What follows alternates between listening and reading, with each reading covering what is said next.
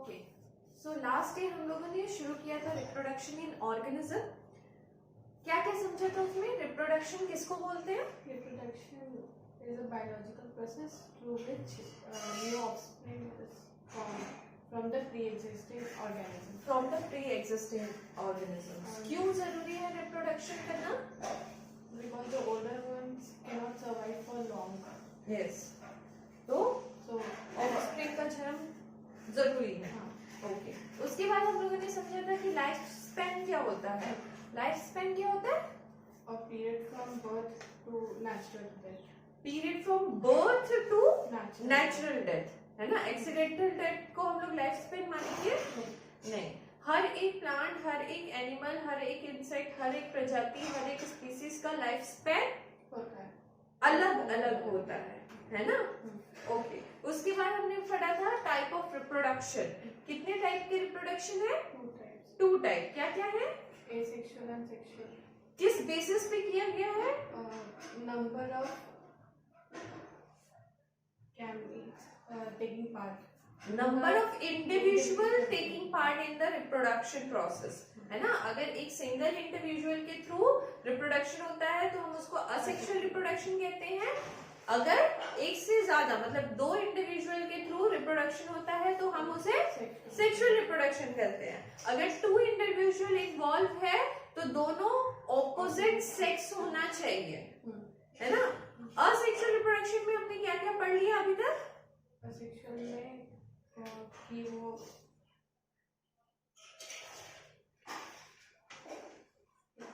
देख के बताओ क्या क्या पढ़ा हमने असेक्सुअल में।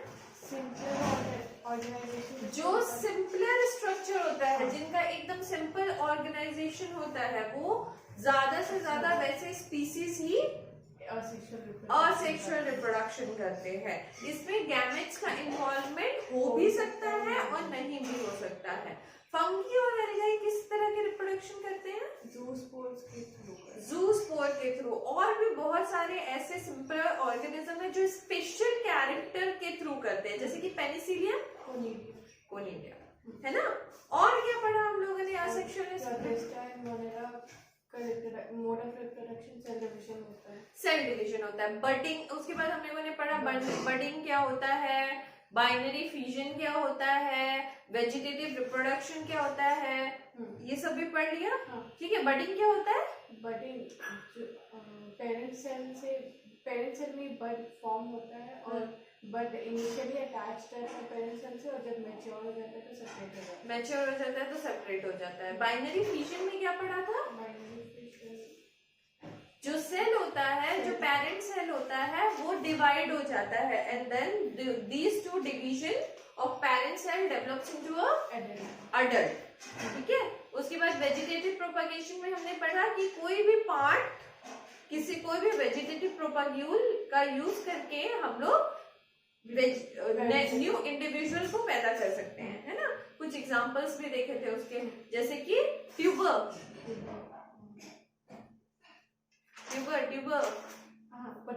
पोटैटो, है ना। ठीक है, तो इतना असेक्सुअल रिप्रोडक्शन का क्लास डे हम लोगों ने पढ़ लिया था। अब आएंगे सेक्सुअल रिप्रोडक्शन में। उसके पहले मैंने बताया था कि एक वाटर हायन के बारे में, बंगाल टेरर के बारे में हम बताएंगे। ठीक है, तो एक था terror of Bengal, terror of Bengal.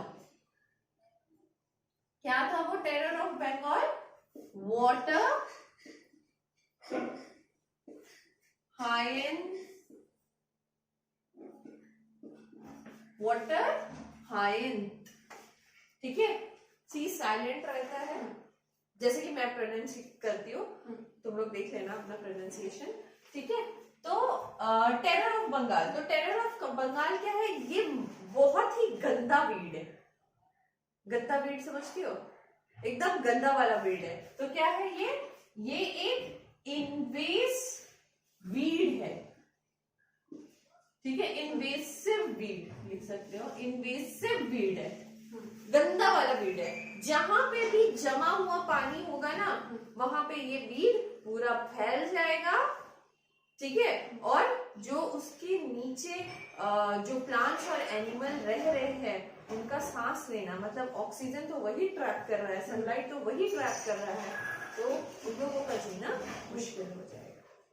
Clear है? ठीक है, तो इट इज द वाटर हायन जो है एक इंसेसिव वीड है और it grows on standing water, है ना, जो रुका हुआ पानी है, जो जमा हुआ पानी है, उसमें डेवलप हो जाता है। और क्या करता है?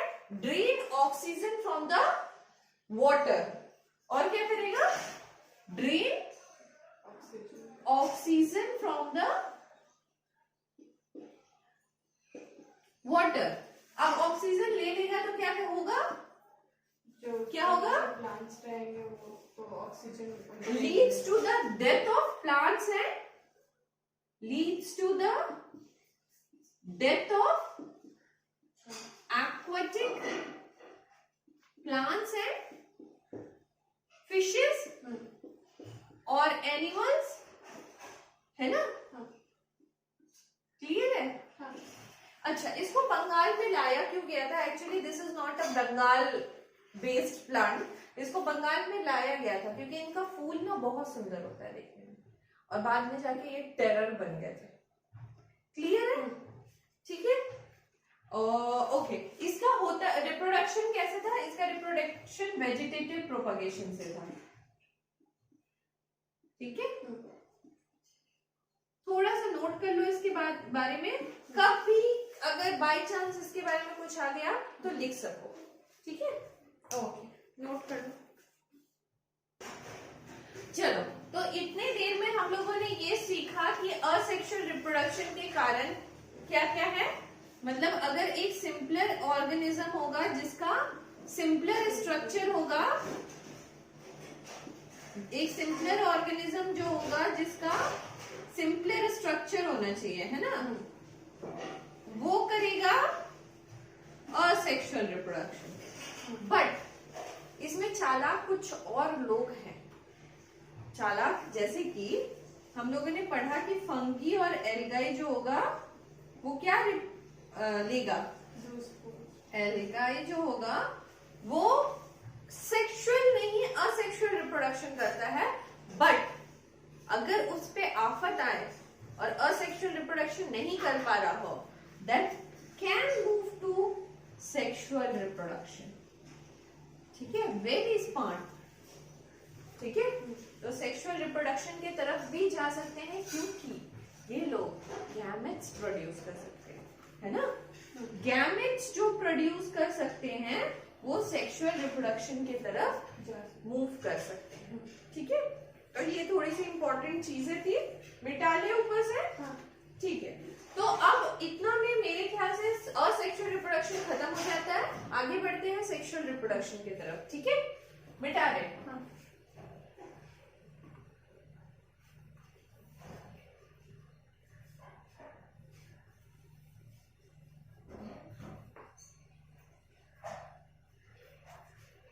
Okay, sexual reproduction.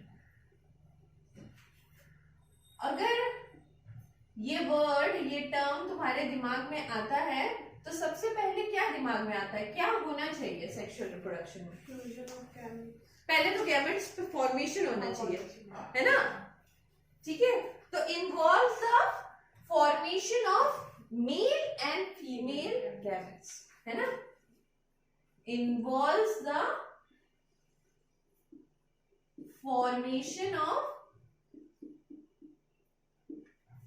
male and female gametes, right? Male और फीमेल गैमेट का फॉर्मेशन होना चाहिए। किससे? By the help of two individual of opposite sex, है ना। By the help of two individual of opposite sex, ये इंपॉर्टेंट है, same sex नहीं होना चाहिए। by the help of काट सकते हैं, by the two individual of opposite sex। और क्या दिमाग में आता है? और क्या और दिमाग में आता है? ऑफस्प्रिंग पैदा होगा, है ना? Offspring is developed. कैसे पैदा होगा बताओ? By the fusion of male and female gametes, है ना? फ्यूजन हो गया और ऑफस्प्रिंग पैदा हो गया। और क्या दिमाग में आता है? ऑफस्प्रिंग पैदा होने के बाद क्या आएगा, क्या होगा? ग्रो करेगा। कैसा ग्रो करेगा? उसमें तो असेक्सुअल रिप्रोडक्शन में आइडेंटिकल ग्रो करता था, क्लोन ग्रो करता था। क्या इसमें क्लोन होता है? नो। तो पॉइंट क्या होगा? Offspring is different from parents and also different from each other। एक ही माँ बाप के दो बच्चे दोनों अलग अलग दिखते हैं, है ना? तो and different from each other also, है ना? इतना क्लियर हुआ? ठीक है। और एक क्या दिमाग में आता है?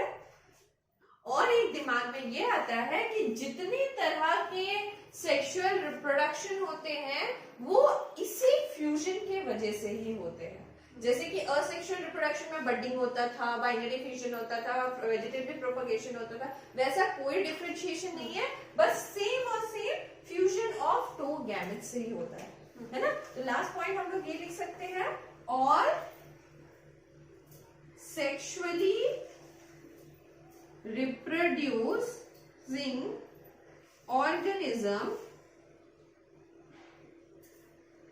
share a similar pattern of reproduction। Clear है पॉइंट सारे? पहला पॉइंट कहता है कि गैमेट का फॉर्मेशन होगा। गैमेट का फॉर्मेशन किससे होगा?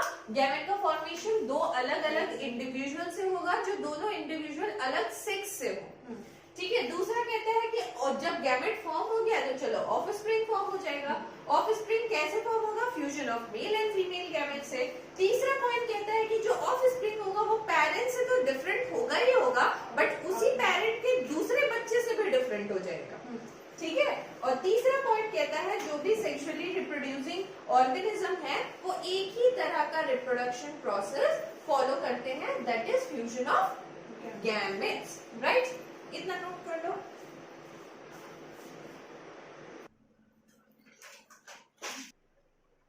ठीक है, तो अब हमने समझा कि सेक्सुअल रिप्रोडक्शन होता क्या है।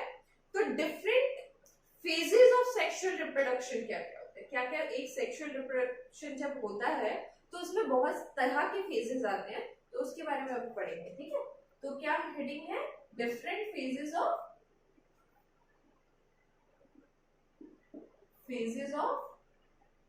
Sexual reproduction. ठीक है, तो सेक्सुअल रिप्रोडक्शन के फेजेस में सबसे पहला फेज आता है जुवेनाइल फेज, है ना? जुवेनाइल कोड सुने हो? नहीं पता तो वही जुवेनाइल फेज। जुवेनाइल कोड मैंने इसलिए बोला कि बहुत कॉमन टाइम कोड, हाँ कोड सुने हो ना? तो जुवेनाइल कोड मतलब क्या होता है? बच्चों के लिए कोड जो होता है। ठीक है, तो वैसे ही जुवेनाइल फेज मतलब क्या होगा? सोच के बताओ, 2 मिनट सोच लो।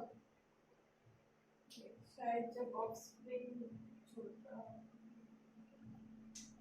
है ना, तो बच्चा है, बर्थ से लेकर सेक्सुअल मैच्योरिटी तक का जो फेज होता है उसको कहते हैं जुवेनाइल फेज। मतलब सेक्सुअली वो एक्टिव नहीं होना चाहिए, सेक्सुअल मैच्योरिटी तक का फेज जो होता है उसको कहा जाएगा जुवेनाइल फेज, जो कि हमारे इंडिया में 18 साल तक का है। बट 18 साल में बायोलॉजिकली कितने में हो जाता है मैच्योर? बायोलॉजिकली 13-14 में गर्ल्स मैच्योर हो जाती है ना। तो जुवेनाइल फेज, तो जुवेनाइल फेज को क्या डिफाइन करेंगे? The period between the birth to sexual maturity, है ना। The period between the birth to the sexual maturity is known as juvenile phase, right? Plant में इसको क्या बोलते हैं? प्लांट में जुवेनाइल फेज को वेजिटेटिव फेज बोलते हैं, ठीक है। प्लांट में इसको वेजिटेटिव फेज कहा जाता है, ठीक है। अगर जुवेनाइल फेज खत्म होता है तो कौन सा फेज शुरू होगा? रिप्रोडक्टिव फेज, है ना। तो juvenile phase ends to juvenile phase और vegetative phase ends to reproductive phase, है ना। तो इसके बाद वाला जो फेज आएगा, second phase is reproductive one, है ना।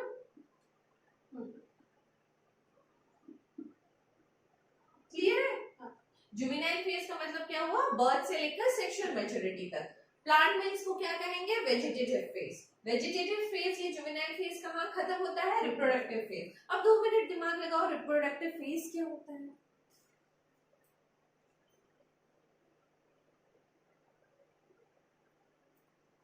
अगर प्लांट के नजरिए से देखें तो जब प्लांट में फ्लावर आता है तब जाके उसका रिप्रोडक्टिव फेज होता है, क्योंकि फ्लावर आएगा तो उसमें ओवरी होगा, पोलन होगा, है ना। तो प्लांट के फ्लावरिंग स्टेज पे, तो इसमें हम ऐसे लिख सकते हैं कुछ कि सम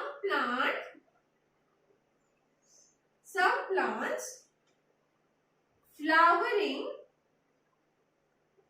इन पर्टिकुलर सीजन, है ना। कुछ प्लांट फ्लावर करते हैं पर्टिकुलर सीजन में। अच्छा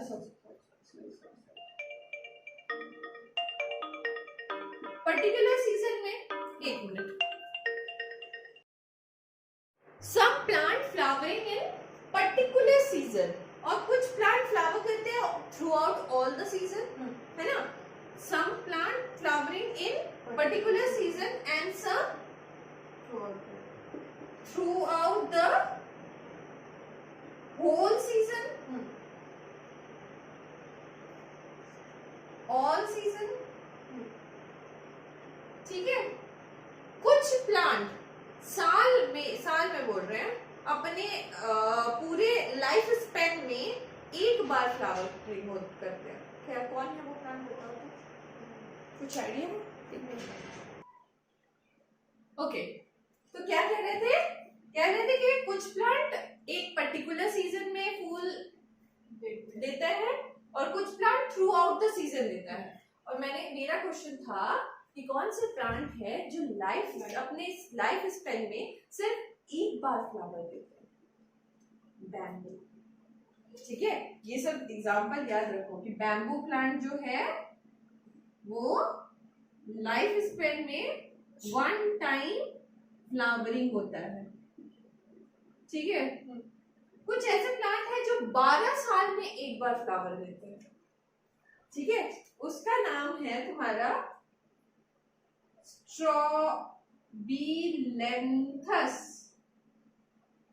स्ट्रॉबिलेंथस कुंठी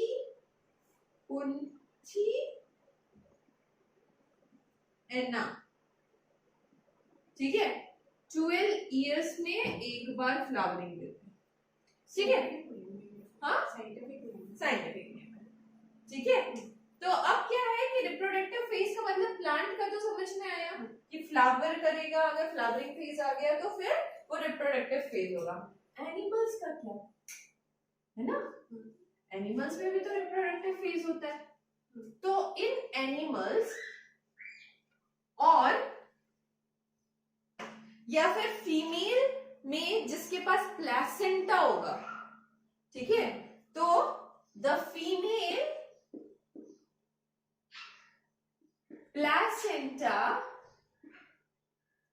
placental animal exhibit cyclic change. होता है क्या?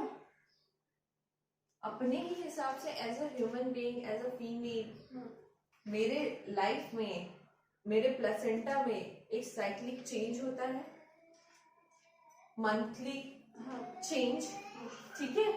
That cyclic change is also a part of reproductive phase, ठीक है. साइक्लिक चेंज, और उस चेंज की वजह से हमारे ओवरी के एक्टिविटी में भी चेंज होता है. Cyclic change in the activity of ovary, है ना. और उससे क्या होता है, ये सब हो क्यों रहा है? Because of the hormonal change in the reproductive phase. During the reproductive phase जो भी हार्मोनल चेंज हो रहा है उसकी वजह से मेरे फीमेल प्लेसेंटल में साइक्लिक चेंज आ रहा है, ठीक है. तो कैसे लिख सकते हैं इसको? Female placental animal exhibit cyclic change in the activity of ovary due to hormonal change, है ना. तो ये सारी चेंजेस कब आते हैं? जब रिप्रोडक्टिव फेज हो. क्लियर है? क्लियर है. अब रिप्रोडक्टिव फेज में बहुत सारे फेज होते हैं, जैसे कि मेंस्ट्रुअल फेज जो हम लोग as a human being feel करते हैं या फिर जो होता है हमारे साथ. दूसरा होता है ऑस्ट्रियस साइकिल जो ह्यूमन में ना होके काउ, बफेलो वगैरह में जो दिखाई देते हैं, ठीक है. और एक होता है सेनेसेंस जब रिप्रोडक्टिव फेज खत्म हो जाता है. तो ये 3 तरह के साइकिल आएंगे जो इस रिप्रोडक्टिव फेज में इंक्लूड करेंगे हम. इतना नोट कर लो, फिर बताते हैं आगे. सो इसके बाद आता है रिप्रोडक्टिव फेज में सबसे पहले मेंस्ट्रुअल फेज, ठीक है. ओके, उसी में कंटिन्यू करेंगे. हाँ, उसी में कंटिन्यू करोगे. कंटिन्यू में फर्स्ट पॉइंट लिखोगे रिप्रोडक्टिव फेज में मेंस्ट्रुअल साइकिल. मेंस्ट्रुअल साइकिल,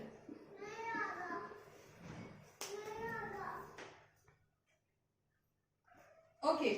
सो मेंस्ट्रुअल साइकिल किसमें देखा जाता है? सबसे पहले वो फीमेल्स में और मंकी, एप्स, ह्यूमन में, ठीक है. इट ऑकर इन मंकी क्योंकि हम लोग उसी की प्रजाति के हैं, apes and human being. Apes बनमानुष, ठीक है, बोलते हैं ना. ओके. दूसरा, इसमें मेंस्ट्रुअल साइकिल में 3 तरह के फेज होते हैं जिसको बोलते हैं मेंस्ट्रुअल, प्लूरलिफरेटिव एंड सेक्रेटरी फेज. क्या क्या है? It consist of 3 phases. पहले फर्स्ट फेज इज मेंस्ट्रुअल, दूसरा फेज इज प्रोलिफरेटिव एंड तीसरा इज सेक्रेटरी फेज, ठीक है. 3 फेजेस होते हैं. ब्लड फ्लो होता है at the time of completing the cycle, मतलब जब साइकिल अपने लास्ट फेज पे होता है, पूरा कंप्लीट होने के लास्ट फेज पे होता है, उस समय ब्लड निकलता है, ठीक है. तो blood flows on last few days of cycle. Cycle के लास्ट फ्यू डेज में ब्लड का फ्लो होता है. क्यों ब्लड का फ्लो होता है? क्योंकि एंडोथीलियम ब्रोक हो जाता है ना? द ब्रोकन एंडोथीलियम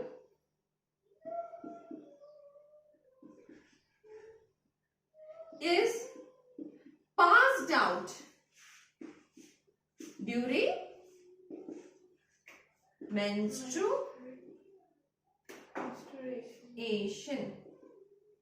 क्लियर है? समझ आया? मेंस्ट्रुअल साइकिल किस किस में दिखाई देता है? मंकी, एप्स और ह्यूमन बीइंग में। इसके 3 तरह के फेजेस हैं, मेंस्ट्रुअल फेज, प्रोलिफरेटिव फेज और सेक्रेटरी फेज। ब्लड फ्लो होता है the last few days of cycle.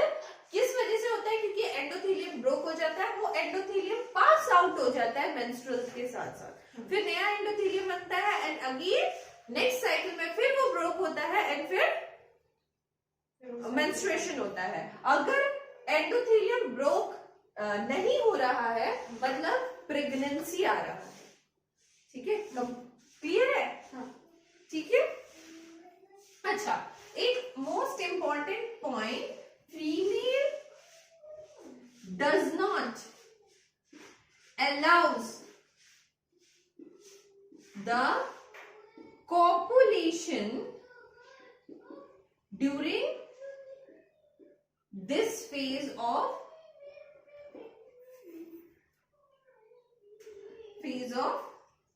cycle। ठीक है, फीमेल अलाउ नहीं करते हैं कॉपुलेशन ड्यूरिंग द कोई भी सेक्सुअल मतलब एक्टिविटी अलाउ नहीं करते हैं during this phase of cycle. ठीक है, तो ये इंपॉर्टेंट है, इतना नोट कर लो। फिर हम मूव करते हैं ऑस्ट्रियस साइकिल में। ठीक है, नेक्स्ट वन इज बेटा ऑस्ट्रियस साइकिल। हेडिंग लगाओ कॉपी में, OE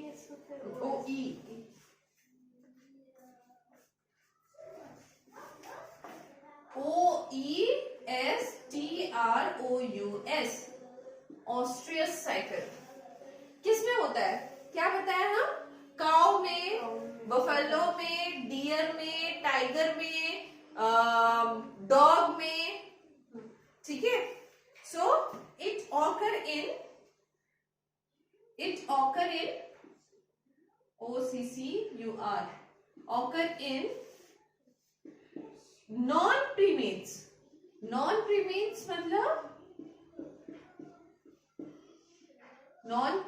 मतलब ह्यूमन बीइंग आर द क्या बोलेंगे, डेवलप्ड है ना, डेवलप्ड स्ट्रक्चर है, और ये लोग नॉन प्रीमेट्स में आ रहे हैं।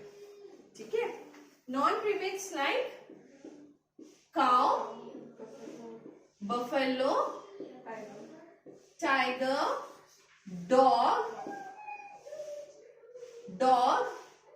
Dear etcetera. ठीक है, अब ये ऑस्ट्रियस साइकिल में होता क्या है? ऑस्ट्रियस का मतलब होता है हीटिंग। ठीक है, तो बॉडी का हीट हो जाना, दैट इज ऑस्ट्रियस साइकिल। ठीक है, इट कंसिस्ट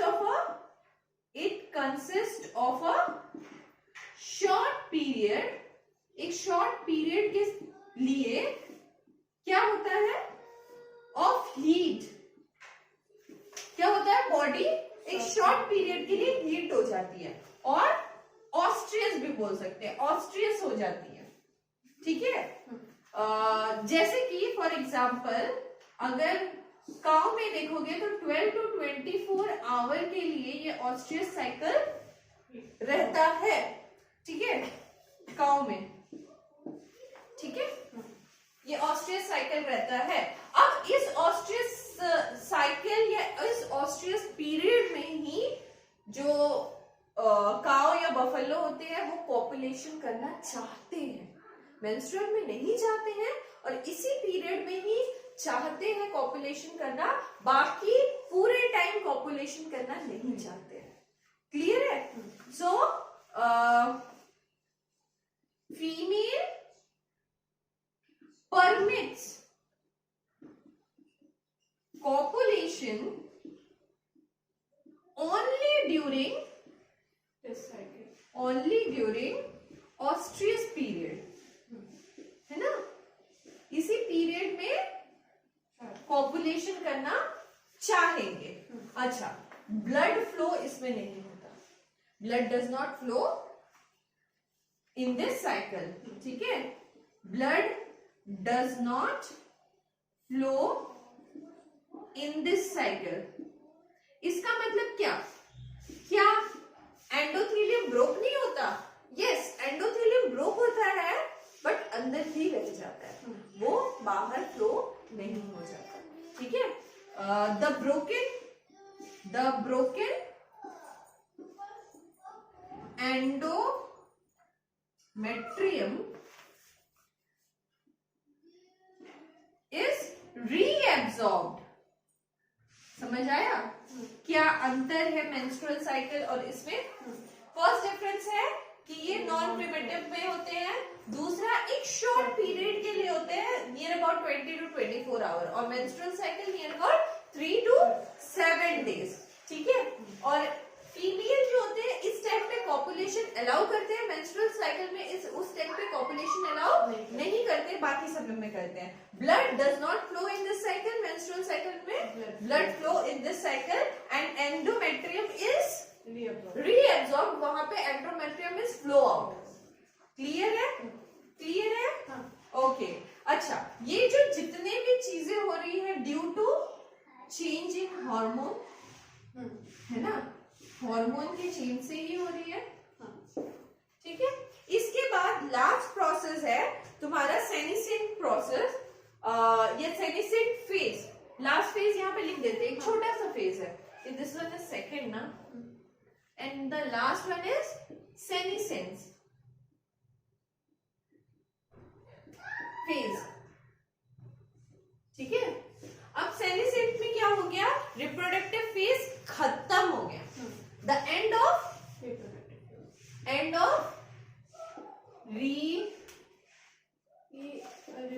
फेज में आएगा ना? यस, रिप्रोडक्टिव फेज का खत्म है, ठीक है। ओल्ड एज जो बोलते हैं ना, old age is the ultimately lead to death, ठीक है। तो यही फेज है सेनिसेंट फेज। क्लियर?